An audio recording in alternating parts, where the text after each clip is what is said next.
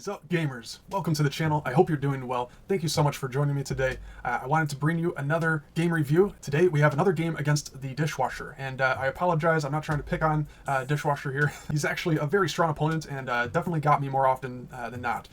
But I had a few interesting games against him that I wanted to show to you guys, and the ones in which I lost just so happened to all, fall under the same category of me not properly microing my units and whatnot. So he definitely has me beat there, and so I didn't want to continue showing games in which my micro was bad, because that's, well, pretty much every game, so that's always a problem that I need to work on. So rather than kind of rehashing that story to you guys, I wanted to find some other games that had some other interesting choices and developments and different ways that the game played out. So this is one of them, and so before I get into this, I just want to say, if you haven't seen any of my gameplay review videos just yet, please feel free to check those out. I'll leave a link right up here for you. Also, this comes from my stream from when I was streaming the beta for this game. And so if you haven't seen any of those in the past, feel free to check out the VODs for that, and I'll leave a link to that as well up here. And finally, if you would be interested in having your own gameplay reviewed, or anyone else that you might have in mind, if you have any of the footage or anything that you would like to share with me, I'd be happy to look that over and possibly give that a review at some point as well. So please feel free to let me know in the comments below if you're interested in that at all. And if you enjoy this kind of thing, please leave a like and subscribe to the channel, and I very much appreciate that. Anyways, thank you for your patience. Let's get into this game now, to the review itself here. And first up, I normally like to look at my opponent's unit deck, see what they're running and how it compares to mine, and where I think there might be some advantages or disadvantages, and kind of develop my strategy from here. So first up, we both have the same core units here, so no clear advantages there, obviously, and it's just going to come down to who's able to micro a little bit better will be the one who's able to come out on top with the core units, at least there. Next, if I look at his foundry units and compare that to my foundry and to my Starforge, we can see that he has the Crusaders and the Mortars. The Mortars are obviously going to do very well against my core units. The Mortars will do pretty well against King Crabs and Heavy Hunters, unless I were to have too many King Crabs for his Mortars to be able to deal with. So it kind of just depends on the matchup there. The Mortars can also do okay against the Heavy Ballista, and it just comes down to if he's got enough protection for those Mortars. If I can't get to the Mortars, then they're probably going to do very well up against all my ground units. And then he has the Crusader, which is going to be a very strong frontline tanking unit for his Mortars. And so that'll make it very difficult for any of my ground units to get onto his Mortars if he's got enough of the Crusaders kind of blocking my path to him. So the Crusaders are also going to do very well against the Heavy Ballista that I have, as well as the King Crab. The Crusader, being a tank unit, is always good against AoE units, so that's definitely something I need to be aware of and be careful of.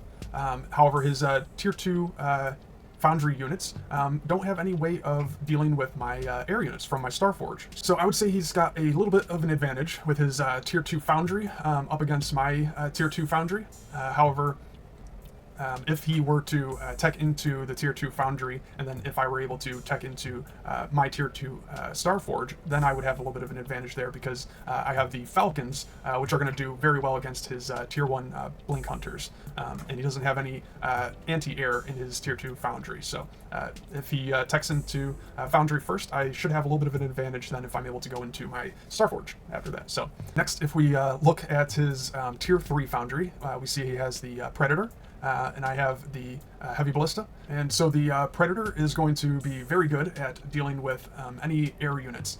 It's okay against ground, but really not that effective against ground units. It's more of a single target DPS anti-air unit, so you mostly want to use it for that. So if he is able to get into his Tier 3 Foundry, then I'll have a hard time going up against him with just my Starforge. So at that point, I'll need my Foundry as well. That's something I'll need to be aware of and keep in mind, and watch out for the Predator here. So if we look at his Tier 2 Starforge here, we can see he has the Dragonfly and the Recall, two very strong units, of course. And against my Foundry, I should be able to deal pretty well with the Dragonflies. I have the option of Blink Hunters, which can do okay as well against the Dragonflies. And then I also have the option of the Heavy Hunter, which can do very well against the Dragonfly as well. And then with the advanced recalls, that's a bit of a tricky one. You have to be careful against the advanced recalls, not to let them build up too much. If you see your opponent is going into advanced recalls, you want something that can either counter them or you just want to keep up aggression against them so that they don't build up too big of an army of these advanced recalls, because once the advanced recalls grow to a big enough army, they can be pretty hard to deal with. They can absolutely melt and shred everything in their path. So that's something to keep in mind. The king crabs can do okay against the advanced recalls, again, as long as they don't have a big enough mass of those. So with that being said, I wouldn't say that either of us would have a clear advantage or disadvantage if he were to go Starforge tier 2 and I were to go Foundry tier 2. However, if he goes into his tier 2 Starforge and I go into my tier 2 Starforge, we both have the Dragonflies, so no difference there. But then I also have the Falcons, while he has the advanced recalls. So that would be an interesting matchup. And again, I can't really say that would be one advantage for one person over the other. I think that would just come down to who's able to play that a little bit better than the other. And then if we look at his tier 3 Starforge, we see he's got Valkyrie. I also have the Valkyrie. And so if he were to go up then to the tier 3 Starforge, it would actually just kind of come down to then who's able to mass up either Blinks or Valkyries in time. Because the Valkyrie is going to dominate the air, and so the Blink Hunters should deal pretty well against Valkyries overall, and Valkyries don't do too well against ground anti-air units. So if we were both going for that option, it would come down to who's got the bigger mass and who's able to play a little better with their army. So there wouldn't be any clear advantage or disadvantage there either. I think my plan for this game is to wait and see what he does. A lot of times when I'm playing with the recalls, I like to play a bit slower and more defensive and kind of wait and see what my opponent does and play more reactive to what he's doing and try to counter him based on what he goes and whatnot. So let's get into it here and see how this plays out here. I'm just stacking up a bunch of recalls right now, and I'm just playing the waiting game. It looks like we're playing a game of chicken a little bit, and I'm just stockpiling my resources just in case he decides he wants to one base all-in rush me. Once I feel I have enough of my resources stockpiled, then I expand and he expands as well. So now I think at this point I'm just waiting again, and it looks like now I see my opponent is teching up into his Foundry, which I see should put me at a clear advantage here, because now I can go into my Starforge, and once I get out the Falcons, as long as I get enough of them out and I'm safe enough with them, then I should be able to overwhelm his Blink Hunters, because his Blink Hunters are going to be the only response that he would have to defend against my Falcons. And Falcons deal very well with tier 1 anti-air, as long as you play against them correctly. So let's see how this continues to play out here. I'll just skip ahead here. Looks like he's bringing in his recalls, and he quickly teleports out because he doesn't have enough. So that was smart by him, avoiding the fight there. I'm scouting a little bit with my recalls now, moving up. And it looks like I make a little bit of a mistake here.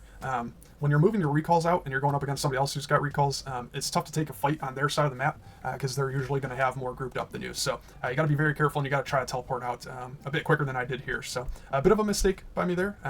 Nothing too terrible for me or anything, but definitely try to avoid that if possible. So I get my recalls out, but I took a bit more damage than I should have for sure. So techs are about to come online now. And I'm not sure what he's planning on going into here, but it shouldn't really matter because I can just go straight into Falcons, as you can see. And I see now he's already got a Blink Hunter out. He's trying to scout me, of course. And as long as I play safe with my Falcons here and keep my units all grouped up and together, he shouldn't be able to deal with the Falcons at this point. So I should have a relatively easy victory already at this point, as long as I play smart. So let's see how this continues.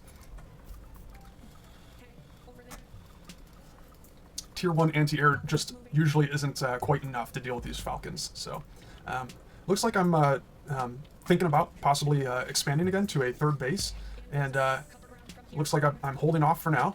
And you can see I'm positioning my army over here because I'm thinking about expanding to another base, and so that would put them in a good position to either meet up with the rest of my army down here or be ready to defend if I were to expand immediately. So maybe not the best position. I do want them to be able to quickly gather with any reinforcements I might be sending out to them, but not too bad either. And you can see my opponent engages, perhaps thinking he can kind of whittle down some of my army now before they get reinforcements and before my Falcons get too big and out of control. And so that's kind of what I'm thinking he's trying to do right now.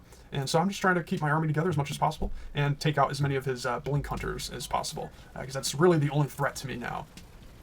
So I do a pretty good job there, I think, of moving my falcons away from the fight.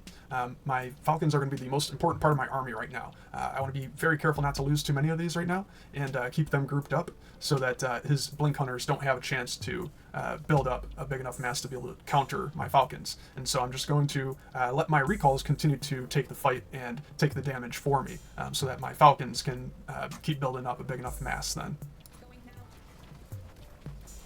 So here's the same thing. I'm always trying to keep my army grouped up and together, and if anything, try to let my recalls kind of stay just a little bit in front of my falcons so that he's always got to deal with those first.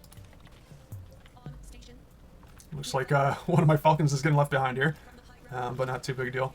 And I just keep trying to kind of fall back a little bit so that my reinforcements have time to catch up to the fight here, basically. And so I think he's probably taking a little too quick and early of a fight here. Probably should have masked up some more blink hunters, but at the same time, I know he's also, trying to whittle down my falcons before I get too many of those built up. And so I'm doing a pretty good job of taking out the blink hunters, but I probably could have done better. I don't need to worry really about the crusaders at all, so I should be trying my best to just always focus everything on the blink hunters and just ignore those crusaders until the blink hunters have all been dealt with. So not too bad overall, but something to keep in mind for the future.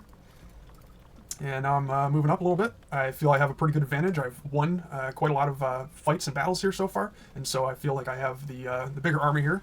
And at this point, I would say, it might even be better and safer for me to go straight into a third resource base here.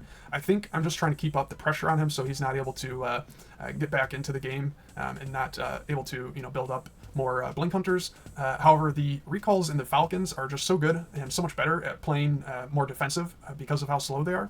That it might be a little risky for me to move across the map onto his side and try to be too aggressive. It might be just a little too risky, and I think it might be even safer for me to just expand. So we'll see how this continues here.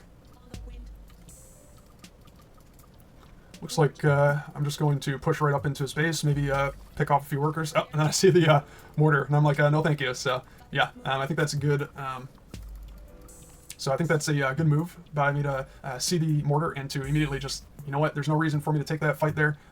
Even if I could deal with the mortar there, there's just no reason for me to jump into that. So we'll see what goes on here now. But I like that I'm moving away from that fight and trying to find another way in, or possibly fall back to expand again. So we'll see how this continues. I'm able to pick up a few more falcons now. It looks like I expand now. That's good. And I think at this point, I've expanded, so I'm feeling like I want to play pretty safe here, and so I think it's good for me to kind of push up here just a little bit to see what he's doing, and to make sure that he can't sneak around me or anything and pick off, units from behind or anything. So this kind of cuts off one of the rotations that he might make, and then also it kind of prevents him from expanding himself. He knows that my army's here, right where his second expansion would be, and so he can't expand with my army sitting here like this. Otherwise I would just take out his second resource base way too quickly, and it would just be a waste to him. So this is a pretty good spot, I feel like, for denying his second potential resource base, and let's see how he ends up dealing with it. Looks like he loses track of these units and kind of just throws them away. That happens to the best of us though. So I'm just continuing to build up my army. Now that I have the second resource base myself, I know I have a clear advantage against him, and the longer this game goes on, the less likely he is to win against me now. Soon the workers will be coming online, and I'll be gaining much more resources than he will. It'll come to a point of no return for him, so he's got to make a move now to push up and either take a fight against my army, or try to destroy my resource base, or pick off a bunch of workers or something. He's got to make something happen now. So as long as I play safe now, I can just wait and let my resources continue to build up now, and I should be able to just overwhelm him at some point the longer this game goes. So it looks like he's trying to move up now. He's got his group of blinks, and he's got 4 mortars that I see. And so I have 2 options here. I could either engage on this fight, take the fight. It looks like it's like it would be a pretty good fight for me. It doesn't seem like he's got quite enough to deal with my army, so it could be a good fight for me to take. However, I could play even a safer way and fall back, and again, just give it time for my workers to come online and for my base to kind of pay itself off, and I could try to regroup and regather with more reinforcements and try to overwhelm him that way. So let's see what route I take here. And it looks like I'm engaging. I'm going for it. So I do kind of like this because I do feel pretty confident with the army I have here. But also, he kind of plays a little too safe, I think, with his blink hunters and falls back a little bit. And you can see here that he kind of leaves his one mortar exposed here. So I think my thoughts are, take out this mortar real quick, and he won't get any damage with that. And then possibly I could kind of overwhelm him from there. So yeah, I take out that mortar super quick. I try to move up into position and keep taking out blink hunters. And now it looks like I'm about to start focusing down the mortars. Yep. And that is, I think, the best way I could play that there. And I think that was kind of the best case scenario for me. So that worked out very well for me. I'm going to go back and play this one more time. And you can see here that I do a pretty good job of picking off units, getting the mortar, then clearing up the rest of the mortars, and cleaning up the rest of his army. And then he taps out from there. So there we go. Anyway, I was pretty happy with the way I played that game. I think I played it very well. There were definitely a few things that I could clean up and do a little bit better, but I try not to be too critical and too hard on myself. But overall, I think that went pretty well for myself. And you could see there how by me being patient and waiting for him to commit to one of his techs, I could then try to counteract that with my own techs. So he went into the foundry thinking that would be enough with his mortars, crusaders, and blink hunters, and it just wasn't enough to deal with the Falcons. So I want to show you guys a few games where my Falcons didn't do so well against some blink hunters, and so I want to find out for myself what went wrong there and try to figure out how that was even possible. I'm sure I just misplayed in some way, but yeah, so I want to check that out and figure that out. So keep an eye out for that. Stay tuned. And once again, as always, thank you guys so much for watching. If you enjoyed, please leave a like and subscribe to the channel, and I'd very much appreciate it. I'll see you guys soon in the next one.